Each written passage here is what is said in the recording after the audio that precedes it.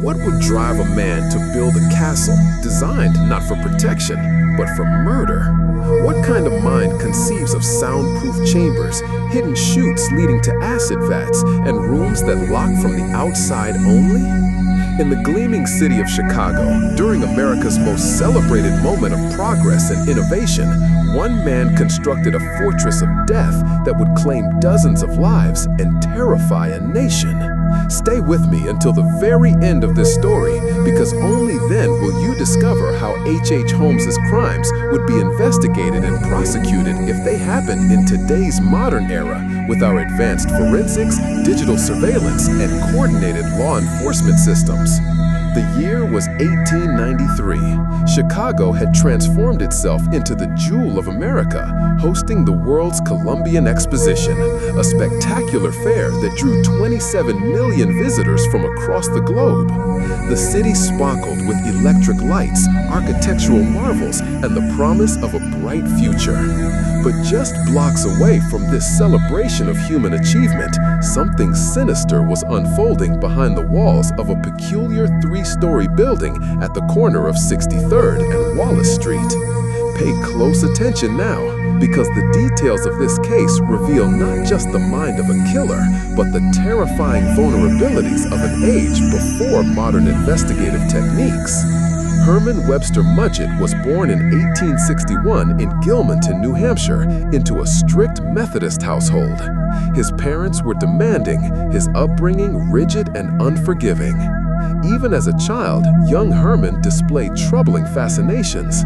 He was drawn to death, to anatomy, to the mechanical workings of the human body. His classmates would later recall how he seemed to study people, not with curiosity, but with cold calculation, as if measuring them for some purpose only he understood. By the time Herman entered the University of Medical School, he had already begun to perfect the art of deception. The anatomy laboratory became his playground of fraud. He would steal cadavers, fresh from their donations to science, and take out insurance policies in false names. Then he would claim these bodies had died accidentally, collecting payouts that funded his increasingly lavish lifestyle. The pattern was set. Death for Herman Webster Mudgett had become profitable. But Herman Mudgett was too common a name for the grand plans taking shape in his mind. When he arrived in Chicago in 1886, he had reinvented himself completely. He was now Dr. Henry Howard Holmes, a charming, well-dressed physician with impeccable manners and an easy smile that made women blush and men trust him with their fortunes. Chicago in the 1880s was a city of explosive growth and limited oversight. The police were often corrupt, records were poorly kept, and people disappeared with disturbing regularity into the churning masses of urban life. For a man like Holmes, it was paradise. He took a position at a pharmacy owned by an elderly couple, Dr. and Mrs. Holton. The work was steady, respectable, unremarkable, until Dr. Holton died of natural causes and Mrs. Holton made plans to move to California to live with relatives. That was the story Holmes told anyway. Mrs. Holton was never seen again. No body was ever found. No investigation was ever launched. Holmes simply became the owner of the pharmacy, and life in Chicago continued as if nothing had happened. You must know how this played out. With the pharmacy as his base and his reputation as a respectable businessman growing, Holmes purchased the empty lot directly across the street. What he built there would become one of the most notorious structures in American criminal history. Construction began in 1887, and from the beginning, something was wrong. Holmes hired and fired construction crews with bewildering frequency. No worker stayed on the job long enough to understand the building's full layout. When questioned, Holmes explained that he was particular about craftsmanship, that he demanded perfection. But the real reason was far more sinister. He didn't want anyone to see the complete blueprint of what he was creating. The building that rose on that corner lot was a monstrosity disguised as progress. 3 stories tall, it featured retail shops and rental spaces on the ground floor. The upper floors advertised rooms for rent, particularly targeting the young women flocking to Chicago for work and opportunity. But behind the ordinary facade lurked extraordinary horrors. The 2nd and 3rd floors were mazes of death. Windowless rooms were soundproofed with asbestos and double-lined walls. Stairways led to nowhere, ending abruptly at brick walls. Hallways twisted back on themselves in impossible configurations. Doors opened to reveal nothing but solid walls or sheer drops. Hidden passages connected rooms in ways that defied logical architecture. And then there were the special rooms. A walk-in vault, airtight and escape-proof, fitted with gas lines that could flood the chamber with deadly fumes. Chutes built into walls that dropped straight down to the basement. Trapdoors concealed beneath carpets. Every architectural feature served a single purpose: to trap, to kill, to dispose. The basement was perhaps the most horrifying space of all. Holmes had installed acid vats large enough to dissolve a human body. Quicklime pits served the same gruesome purpose. A massive furnace burned hot enough to incinerate bone.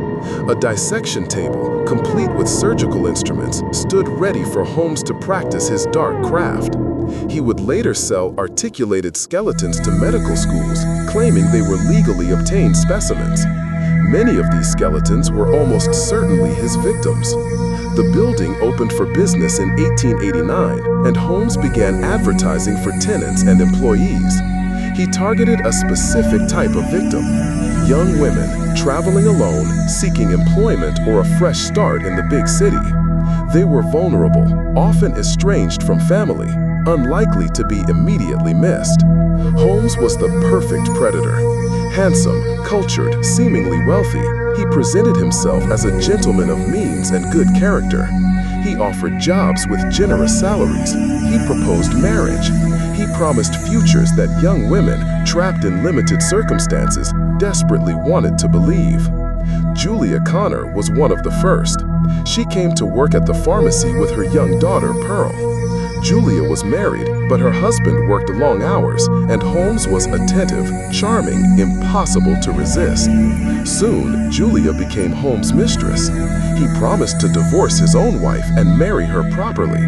He lavished attention on little Pearl, playing the role of devoted stepfather. On Christmas Eve, 1891, Julia and Pearl disappeared. Holmes claimed they had moved to California. No one ever saw them again. Years later, Holmes would confess to killing them both, though his account of how and why kept changing, as if the truth mattered less to him than the performance of confession. Emmeline Seagrand came next, a beautiful young woman who worked as Holmes's secretary. Witnesses remembered seeing her enter the vault room on the 2nd floor. She never came out. When friends asked about her, Holmes said she had eloped with a wealthy man and moved to Europe. Her family received forged letters supposedly written in her hand. The deception worked. No one investigated. The Williams sisters, Minnie and Nanny, were tricked into signing over their substantial inheritance to Holmes, who promised to invest it wisely. Both women vanished within weeks. Their property, their money, everything they owned became Holmes's.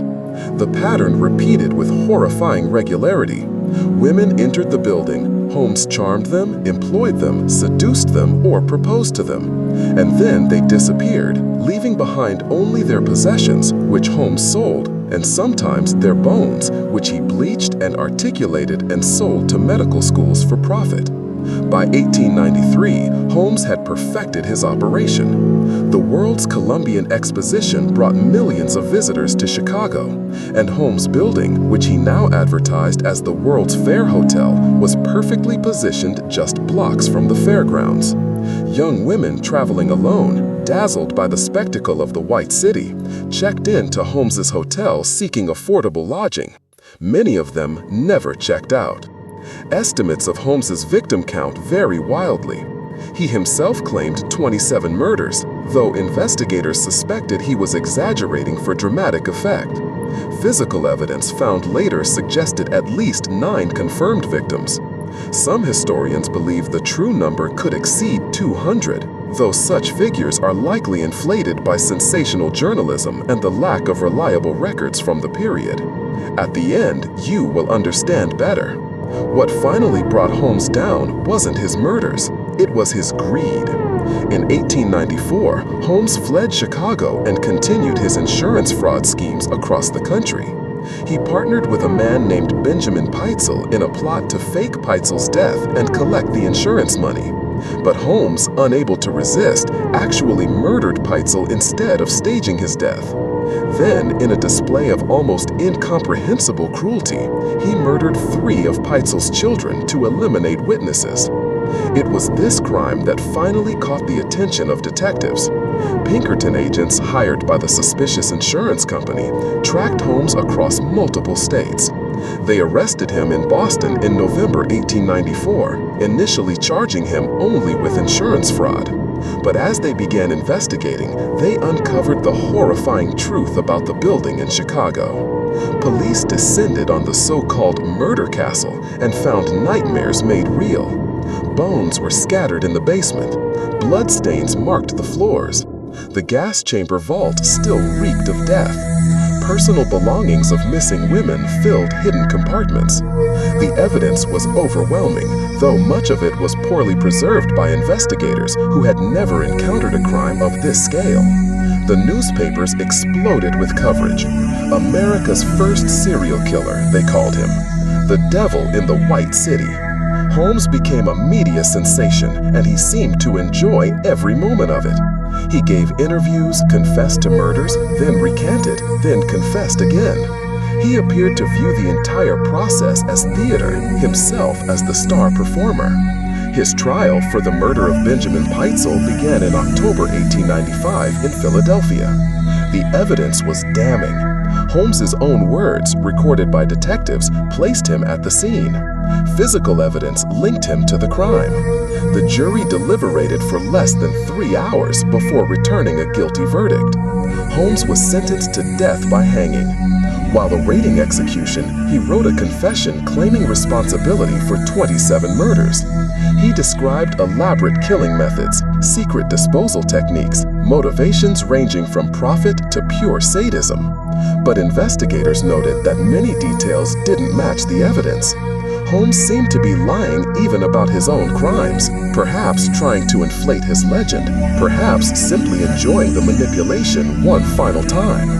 On May 7, 1896, at Moyamensing Prison in Philadelphia, H. Holmes was hanged. He was 34 years old. The execution did not go smoothly. The drop failed to break his neck cleanly, and witnesses reported that it took over 15 minutes for Holmes to die, slowly strangling at the end of the rope. Some saw it as divine justice. Others simply saw it as the fitting end to a monster story. The murder castle itself met an equally dramatic end. Just months after Holmes's arrest, the building mysteriously caught fire, destroying much of the evidence. Some suspected arson, perhaps by accomplices trying to hide additional crimes. Others believed it was simply the city trying to erase a dark chapter from its history. Either way, the physical structure that had housed so much evil was reduced to ashes. But the story of H. Holmes raises haunting questions that echo even today. How many victims really were there? Why didn't no one notice the disappearances? How could one man operate such an elaborate killing operation in the heart of a major city without being caught for years? The answers lie partly in the time period. 1890s Chicago was a city overwhelmed by growth. Record-keeping was haphazard. Police were often corrupt or understaffed. Women traveling alone had few protections. Missing persons reports were rarely filed, and even more rarely investigated. The social conditions that made Holmes's crimes possible were symptoms of a society in rapid, chaotic transition. Now, imagine if H. Holmes operated today, in our modern era. The outcome would be dramatically different. His very first insurance fraud scheme involving cadavers would trigger immediate investigation. Medical schools maintain strict chain of custody procedures for donated bodies. Insurance companies employ sophisticated fraud detection algorithms. A pattern of suspicious claims would be flagged within weeks, not years. The murder castle itself could never be built today. Building permits required detailed architectural plans reviewed by multiple city departments. Inspectors would immediately question the bizarre layout, the lack of fire exits, the soundproofed rooms. Construction workers would document everything on smartphones, sharing concerns on social media. The building would be condemned before the first victim ever checked in. And those victims themselves would leave digital trails that Holmes could never erase. Cell phone location data would track their movements to his building. Social media posts would alert friends and family to their whereabouts. Security cameras on neighboring buildings would capture their arrivals and, crucially, note their failure to leave. Credit card transactions, email communications, GPS coordinates from their devices. Every interaction would create permanent records that investigators could follow. Modern forensics would make Holmes's disposal methods useless. DNA analysis could identify victims from the smallest bone fragment. Luminol would reveal bloodstains he thought he'd scrubbed away. Chemical analysis of the acid vats would provide evidence even after bodies were dissolved. His surgical dissections would leave tool marks that forensic pathologists could match to his instruments with absolute precision.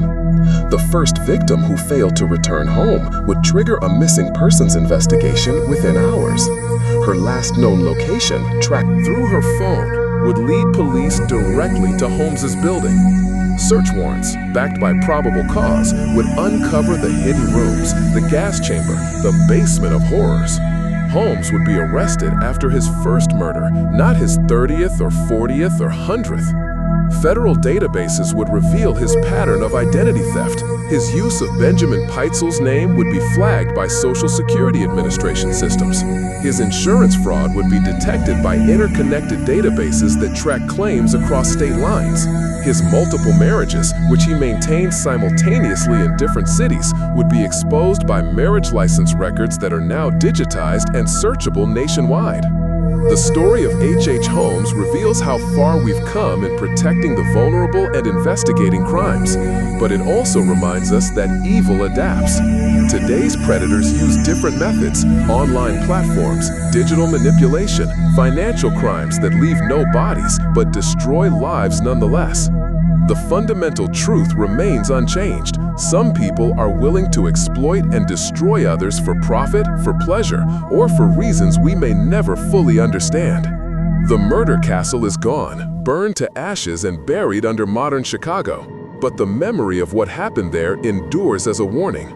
In our rush toward progress, in our celebration of growth and innovation, we must never forget to look after those most vulnerable among us. We must maintain systems that notice when people disappear. We must create communities where exploitation is harder and where those who would prey on others find no place to hide. So now I ask you, what would you have done differently if you were investigating this case in 1893? Would you have noticed the pattern of disappearances? Would you have questioned the strange architecture of Holmes's building? Would you have trusted the charming doctor with the easy smile, or would something in his eyes have warned you away?